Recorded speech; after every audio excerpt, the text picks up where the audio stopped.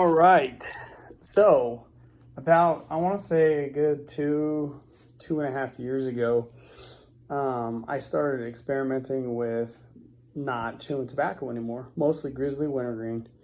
That was my go to. And I was totally out of control with it. I'm talking dipping 2.5 cans, 3 cans maybe. I even took a road trip to Vegas once where I dipped, I think, 4 cans of Grizzly, 5 cans in one day on the road trip. I mean, at some point, the madness has to come to an end. And it came to an end for me in July of 2020. That was my last dip of Grizzly. That was my last dip. And I haven't had any Grizzly since July of 2020. And to be honest with you, I don't miss it a bit. I don't miss it in my teeth. I don't miss having the breath. I don't miss the brisk at all. It's been 2 years this July since I put Grizzly Wintergreen in my mouth. Now, what inspired me to do it was the fact that in July of 2020, I went to the dentist. The dentist said, you got something going on in there, in the bottom here. And I went, oh shit. So I had been dipping Grizzly for 18 years, Copenhagen for 18 years at this point. And I went, oh shit. He found a lump in my mouth. So he says, man, I'm sending you to the oral surgeon. And the oral surgeon appointment wasn't for 2 weeks. So for 2 weeks there, not only did I have no Grizzly, which I was miserable because I knew I couldn't have any more Grizzly before I went to the oral surgeon. So it was 2 weeks of misery.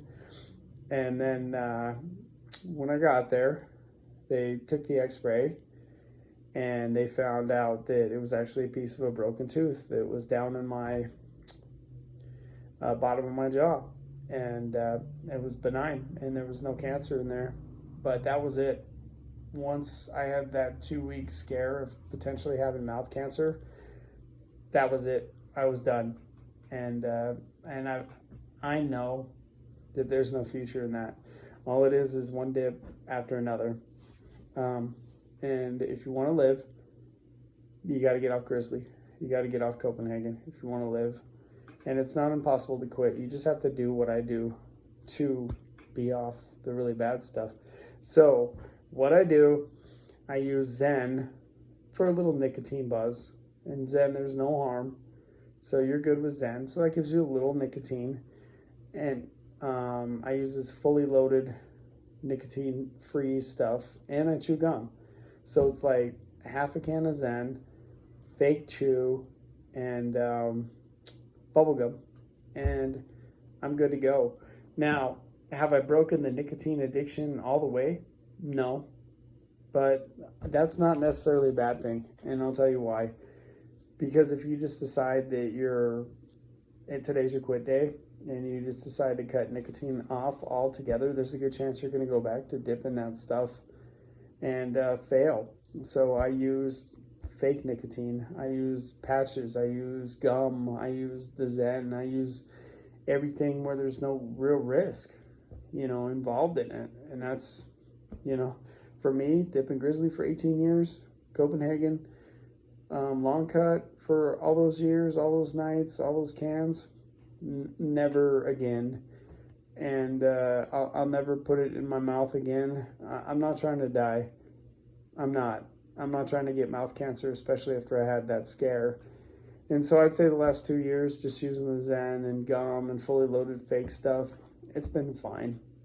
Not only that, but the Zen, it can go right up here in the top, and you can tuck it right here, right underneath your freaking lip, and you can have a full-on conversation with someone and they don't even see you with that nicotine patch in your mouth or pouch in your mouth. Grizzly, Copenhagen, it's impossible to hide because you stuff it inside of your face, and it's impossible to hide. You can't have a conversation with someone and you gotta say you're hanging out with your girlfriend. You gotta have your bottle. You gotta spit in front of her. It's just a nasty habit. Just out of curiosity, I was sitting in a Walmart parking lot like maybe a year and a half ago, and I'm like, I'm gonna try Grizzly and see if I'm gonna try it one time. I had a can. I put the dip in, and I immediately took it out. I'm like, no, no way am I ever going back to this, and I'm kind of ashamed I ever did it. So, if you're new to quitting dipping, if it's your first day and you feel like it's just impossible and it sucks, take it slow. Take it slow. Use the fake shit. It's a lot safer.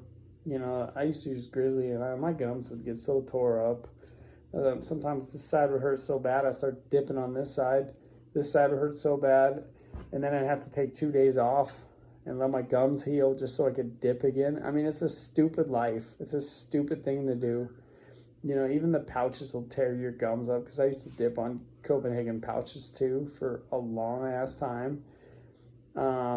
Best thing to do, honestly, use the Nick patch, use the Nick gum, use the Zen, use the fully loaded. Just do it. Just get off the stuff. And you can still have nicotine. I mean, that's what you do it for anyways, the nicotine. So you can still have nicotine. You don't have to cut that part off. Like, and they'll say, well, I want to break nicotine all the way. I want to break. Good luck. It's like breaking caffeine. Good luck. And if you can break nicotine all the way, great. But the truth is, if you go at it full on with that nicotine withdrawal and you try to take it all at once, there's a good chance you're going to fall and you're going to go right back to chewing tobacco. That's why I recommend the fake shit, the nicotine substitutes. That would be my advice to you, is if you're just sitting at home and you're just in a pool of misery right now. I'm not telling you what to do, but if you're just in a pool of misery, go get a can of Zen, put it in, relax, enjoy your evening, and don't be blaming me if you get hooked on Zen, because I'm hooked on Zen. I think I'm about half a can a day or something on Zen, but guess what? I ain't getting cancer from it, and that's the big thing, is your health and your future. And you're saying, well, you should break it all the way. Well, good luck. You're going to go back. You're going to go back, because I tried. Maybe you guys are stronger than me, but I tried to actually break the nicotine shit so many times I would just go right back to it. So now I take a different method with it. I'm like, I can't break nicotine. Maybe one day when I can get on gum all the way. Right now, like I told you, it's half a pack of gum, half a pack of Zen. When I can get on the gum all the way, I'll be cool, which I don't think I'm far off.